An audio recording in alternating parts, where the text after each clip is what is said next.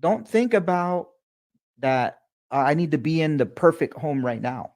Right. Especially if you're a first time home buyer, don't think that it has to be the perfect home. Maybe that your first home, you wanted a single family, but maybe it's better for you to a townhome is a better option for you Right. because of appreciation and that asset gaining value over time. You get Right. in, you purchase that home, and let's say you're an FHA buyer. Well, now because you purchased that home, your credit is so strong. This is another thing that um people don't they talk about when it's saying it's not a good time to buy.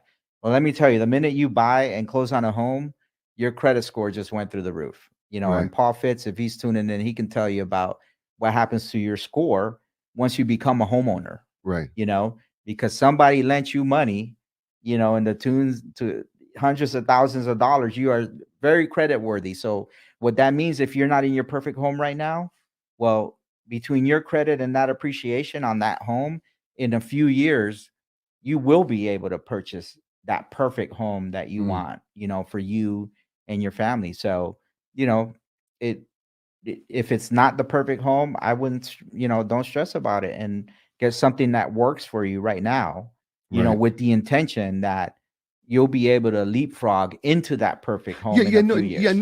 Nobody gets their perfect home on their first home That's right. That's because right. generally people move pretty rapidly.